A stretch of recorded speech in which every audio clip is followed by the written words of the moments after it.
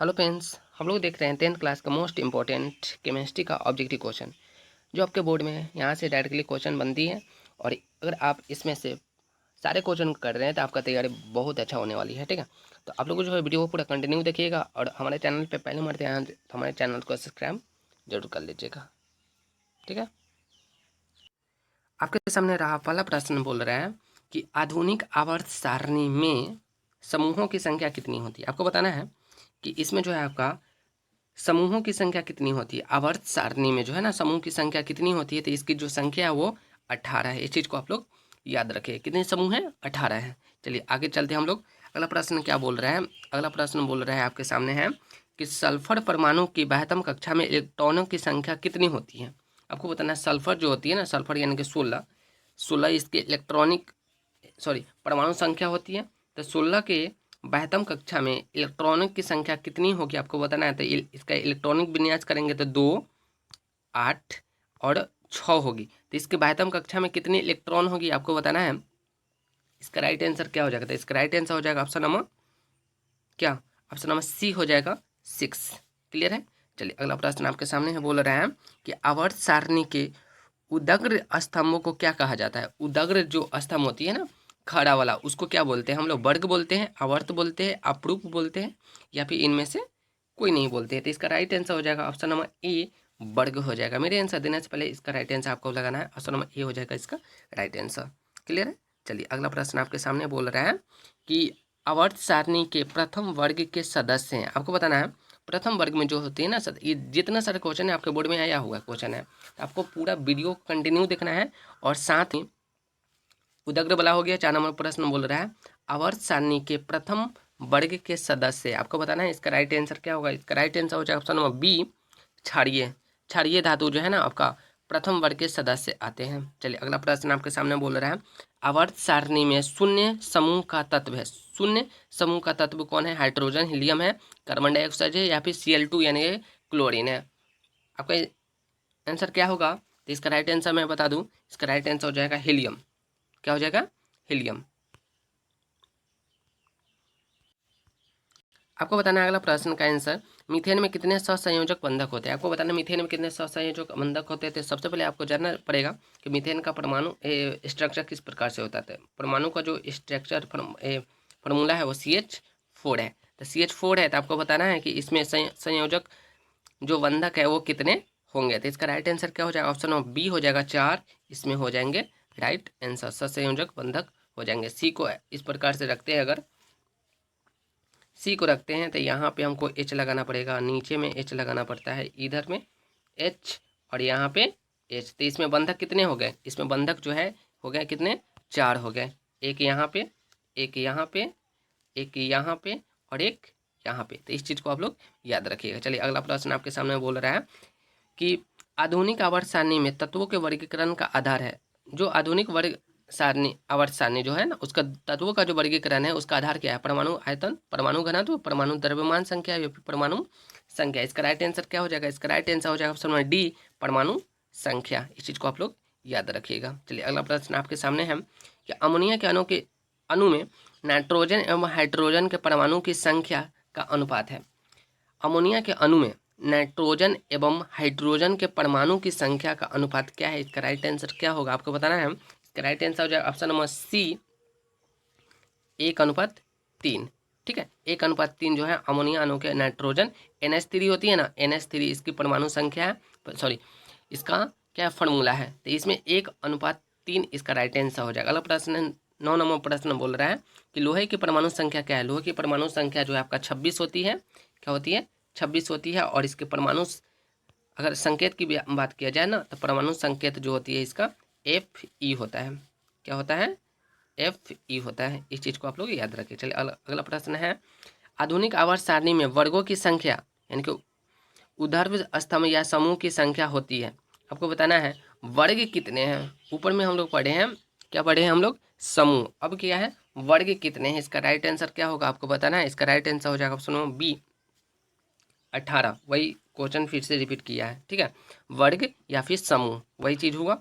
अगला प्रश्न आपके सामने बोल रहा है ओजोन के एक अणु में ऑक्सीजन की परमाणुकता की संख्या होती है। देखिए ये कितने मरते रिपीटेड क्वेश्चन है। बिहार बोर्ड के द्वारा क्वेश्चन पूछा गया, ठीक है। इसमें बताना है आपको कि ओजोन के एक अणु में ऑक्सीजन की परमाणु की संख्या कितनी होती है। तो इसका राइट आंसर हो जाएगा ऑप्शन नंबर सी, 3 होती है। कितनी होती है? 3 होती है। O3 होता है ना फॉर्मूला, ठीक है। चलिए अगला प्रश्न आपके सामने है, आवर्त सारणी में कितने आवर्त होते हैं, यानी कि क्षैतिज जो आपसे पूछा ना आवर्त कितने होते हैं। तो इसका राइट आंसर क्या हो जाएगा? इसका राइट आंसर हो जाएगा ऑप्शन नंबर सी, 7 आवर्त होते हैं। और समूह कितने होते हैं? 18 होते हैं। इस चीज़ को आप लोग याद रखिएगा।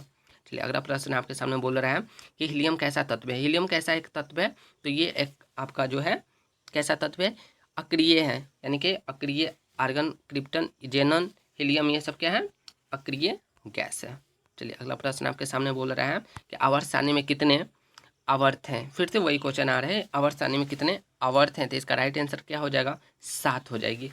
क्या हो जाएगी? 7। वर्ग बोले या फिर आवर्त बोले, इसका आंसर क्या हो जाएगी? 7।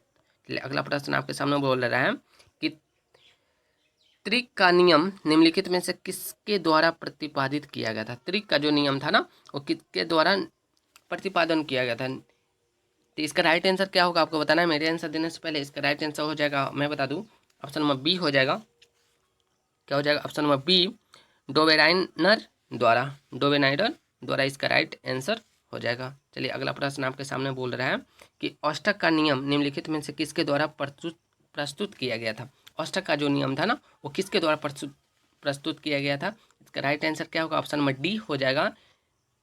ऑप्शन नंबर डी हो जाएगा, न्यूलैंड्स द्वारा। न्यूलैंड्स इसका राइट आंसर हो जाएगा। तो इस चीज़ को आप लोग याद रखिएगा। आपको जो है वीडियो कंटिन्यू देखना है, और थोड़ा बहुत भी आपको समझ में आ रही है तो आपको क्या करना है ना, वीडियो चैनल को सब्सक्राइब कर लेना, बेल आइकन को प्रेस कर लेना है, ठीक है। चलिए, और अपने दोस्तों में तो शेयर इसे ज़रूर करना है, ठीक है। चलिए अगला प्रश्न आपके सामने बोल रहा है कि मेंडलीव के आवर्ती नियम के अनुसार तत्वों के गुणधर्म इनमें से किनका आवर्त फलन होता है। आपको बताना है इसका राइट आंसर क्या हो जाएगा। मेंडलीव के आवर्त नियम के अनुसार तत्वों के गुणधर्म इनमें से किसका आवर्ती फलन होता है। तो इसका राइट आंसर क्या हो जाएगा? ऑप्शन नंबर बी हो जाएगा। मैं बता दूं इसका राइट आंसर क्या हो जाएगा? ऑप्शन नंबर बी हो जाएगा, परमाणु द्रव्यमान, ठीक है। अगला प्रश्न आपके सामने बोल रहा है कि मेंडलीव ने तत्वों की किसके बढ़ते क्रम में वर्गीकृत किया है। किसके बढ़ते क्रम में वर्गीकृत किया है? परमाणु संख्या के अनुसार, रासायनिक अभिक्रियाशीलता के अनुसार, या फिर परमाणु द्रव्यमान, या फिर संयोजकता। इसका राइट आंसर क्या हो जाएगा? इसका राइट आंसर हो जाएगा ऑप्शन नंबर सी, परमाणु द्रव्यमान। परमाणु द्रव्यमान, ठीक है। अगला प्रश्न आपके सामने बोल रहा है, आवर्त सारणी के किसी समूह विशेष में तत्वों के विद्युत धनात्मकता अभिलक्षण ऊपर से नीचे की ओर आने पर बढ़ता है, घटता है, नियत रहता है, या फिर अनियमित तरीके से परिवर्तित होता है। तो इसका राइट आंसर क्या होगा आपको बताना है। इसका राइट आंसर हो जाएगा ऑप्शन नंबर ए, बढ़ता है। क्या होता है? बढ़ता है। अगर आप विद्युत धनात्मक अभिलक्षण ऊपर से नीचे आने पे क्या होती है? बढ़ता है, ठीक है। इस चीज़ को आप लोग याद रखिए। सारे क्वेश्चन को लिखते चलिएगा और नोट्स एक प्रॉपर बना लीजिएगा। आवर्त सारणी के किसी आवर्त में बाएं से दाएं जाने पर तत्वों के ऑक्साइड की अम्लीयता प्रकृति आपको बताना है। कहाँ से जाना है हमको? आपको जाना है बाएं से दाएं। जब बाएं से दाएं जाते हैं तो इसकी अम्लीयता को, आपकी प्रकृति को बताना है। इसका राइट आंसर क्या होगा? बी हो जाएगा, बढ़ती है। क्या होती है? इसकी अम्लीयता जो है क्या होती है? बढ़ती है। चलिए अगला प्रश्न आपके सामने बोल रहा है कि कोई तत्व ए आवर्त सारणी के समूह 3 एवं दूसरे आवर्त का एक सदस्य है तो निम्नलिखित में से गुणधर्मों में से कौन सा सबसे उपयुक्त होगा। इसका राइट आंसर क्या होगा? द्रव एवं प्रबल धात्विक, गैसीय एवं धात्विक, ठोस एवं अधात्विक, ठोस एवं कम धात्विक। इसका राइट आंसर क्या होगा? इसका राइट आंसर आपको बताना है। ऑप्शन नंबर डी हो जाएगा, ठोस एवं कम धात्विक। इसका राइट आंसर हो जाएगा, ठीक है। आपको वीडियो को पूरा कंटिन्यू देखना है, क्योंकि इससे आपका क्वेश्चन बहुत सारे बनने वाले हैं। निम्नलिखित में से सबसे अधिक अभिक्रियाशील हैलोजन कौन है? आपको बताना है इसमें से सबसे ज़्यादा जो है ना अभिक्रियाशील कौन है। इसका राइट आंसर क्या होगा? इसका राइट आंसर हो जाएगा ऑप्शन नंबर ए, फ्लोरीन जो है ना सबसे ज़्यादा अभिक्रियाशील है। क्या है? फ्लोरीन है, ठीक है। चलिए अगला प्रश्न आपके सामने बोल रहा है कि निम्नलिखित में से कौन सबसे अधिक क्षारीय होता है। आपको बताना है इनमें से, ऑप्शन दे रखा है सबसे ज़्यादा क्षारीय जो है कौन है। तो सबसे ज़्यादा क्षारीय आपको बताना है ऑप्शन नंबर ए में Na2O, सोडियम ऑक्साइड। क्या हो जाएगा? सोडियम ऑक्साइड इसका राइट आंसर हो जाएगा। चलिए अगला प्रश्न आपके सामने बोल रहा है कि आवर्त सारणी के समूह एफ के तत्व कहलाते हैं। एफ के तत्व क्या कहलाते हैं? तो इसका राइट आंसर क्या होगा आपको बताना है। क्षार धातु, संक्रमण, लेथोनाइड्स या फिर सामान्य तत्व। इसका राइट आंसर क्या होगा? इसका राइट आंसर हो जाएगा ऑप्शन नंबर सी, क्षार धातु। क्या कहलाती है? क्षार धातु कहलाती हैं। चलिए अगला प्रश्न आपके सामने बोल रहा है मैग्नीशियम आवर्त सारणी के किस समूह का सदस्य है? आपको बताना है मैग्नीशियम आवर्त सारणी के किस समूह का सदस्य है। 1 2 3 सॉरी 1 2 या फिर अधातु तत्वों का या फिर समूह 8 का। इसका राइट आंसर क्या होगा? इसका राइट आंसर हो जाएगा ऑप्शन नंबर बी, समूह 2 का इसका राइट आंसर हो जाएगा। ठीक है, सारे क्वेश्चन को आपको लिखते चलना है। प्रैक्टिस आपको देखना है किस प्रकार से जो है आपका जो है तैयारी कितना है। तत्वों के निम्नलिखित जोड़े में किनके रासायनिक आचरण समान होंगे? आपको बताना है कि तत्वों के निम्नलिखित जोड़ों में किनके रासायनिक आचरण समान होंगे? सोडियम एवं एल्युमिनियम के, आर्गन एवं पोटेशियम के, बोरोन एवं जर्मेनियम के, फिर नाइट्रोजन एवं फास्फोरस के। इसका राइट आंसर क्या होगा? ऑप्शन नंबर इसका हो जाएगा डी, नाइट्रोजन एवं फास्फोरस। क्या हो जाएगा? नाइट्रोजन एवं फास्फोरस। चलिए अगला प्रश्न आपके सामने बोल रहा है निम्नलिखित तत्वों में से किसकी संभावना है कि यह अधात्विक अभिलक्षण को प्रदर्शित करता है? इसका राइट आंसर क्या हो जाएगा? क्या हमको प्रदर्शित करना है? अधात्विक। क्या करना है? अधात्विक अभिलक्षण इसमें से कौन है जो प्रदर्शित करता है? इसका राइट आंसर क्या होगा? इसका right answer option number D हो जाएगा, बोरॉन। ठीक है, क्या हो जाएगा? बोरॉन, ब्रोमीन, सॉरी ब्रोन नहीं, ब्रोमीन, BR, ब्रोमीन। चलिए अगला प्रश्न आपके सामने है, बोल रहा है क्लोरीन के परमाणु के बातम कक्षा में इलेक्ट्रॉन की संख्या क्या है? क्लोरीन, सबसे पहले हमको पता होना चाहिए क्लोरीन की परमाणु संख्या होती कितनी है। तो इसकी परमाणु संख्या 17 होती है। अगर इसकी इलेक्ट्रॉनिक विन्यास की बात किया जाए तो इसकी इलेक्ट्रॉनिक विन्यास जो है आपका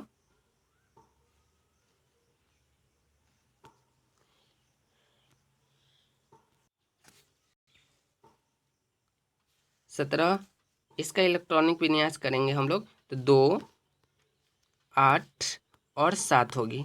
ठीक है, तो इसके हमसे पूछा है कि इसके बाह्यतम कक्षा में कितनी इलेक्ट्रॉन है? तो 7 होगी। कितना होगी? 7 इसकी राइट आंसर हो जाएगी। आपको पता होना चाहिए कि एक जो इसकी परमाणु संख्या होती है वो कितनी होती है। 1 से लेकर के कम से कम 20 तक आप लोग को याद होना चाहिए। ठीक है, चलिए अगला प्रश्न आपके सामने, किसने कहा कि तत्वों के मूल गुणधर्म उनके परमाणु संख्या है, न कि परमाणु द्रव्यमान? किसने कहा था ये बात जो है किसने कहा था? इसके राइट आंसर आपको बताना है ऑप्शन नंबर बी में मोजले ने कहा था। मोजले क्या कहा था कि मूल गुणधर्म परमाणु संख्या है, ना कि परमाणु द्रव्यमान संख्या है। चलिए अगला प्रश्न आपके सामने बोल रहा है कि आधुनिक आवर्त नियम के अनुसार तत्वों का गुण धर्म है। आपको बताना है आधुनिक आवर्त नियम के अनुसार तत्वों का गुण धर्म क्या है? परमाणु द्रव्यमान का आवर्त फलन, परमाणु संख्या का आवर्त फलन, या फिर परमाणु साइज का आवर्त फलन, या फिर परमाणु आयतन का आवर्त फलन। इसका राइट आंसर क्या होगा? ऑप्शन नंबर बी हो जाएगा, परमाणु संख्या का आवर्त, परमाणु संख्या याद रखिएगा, क्या? परमाणु संख्या का आवर्त फलन। चलिए अगला प्रश्न आपके सामने बोल रहा है आधुनिक आवर्त सारणी में बाईं से दाईं ओर जाने पर परमाणु साइज क्या होता है? यानी कि आकार में क्या होती है? बढ़ती है, घटती है, या फिर अपरिवर्तित रहती है? तो इसका राइट आंसर क्या होगा? ऑप्शन नंबर बी इसका राइट आंसर हो जाएगा, घटता है। क्या होता है? घटता है। कहाँ से कहाँ जाने पे? बाईं से दाईं ओर जाने पे जो है ना इसकी साइज में क्या होती है? घटते जाता है, यानी कि आकार इसका छोटा होते जाता है। अगला प्रश्न आपके सामने है वुल्फगांव डोवेडाइनर किस देश से संबंधित है? इसका राइट आंसर आपको बताना है। इसका राइट आंसर क्या हो जाएगा? ऑप्शन नंबर जी हो जाएगा, सॉरी बी हो जाएगा, जर्मनी। क्या हो जाएगा? जर्मनी इसका राइट आंसर हो जाएगा। मेंडलीव का जन्म कब हुआ था? इसका राइट आंसर है मेंडलीव का जन्म जो हुआ था वो हुआ था आपका 1834 में। ठीक है, चलिए अगला प्रश्न आपके सामने बोल रहा है भारतीय संगीत प्रणाली के संगीत के कितने सुर होते हैं? आपको बताना है भारतीय संगीत प्रणाली में संगीत के कितने सुर होते हैं? इसका राइट आंसर क्या होगा? ऑप्शन नंबर सी होगा।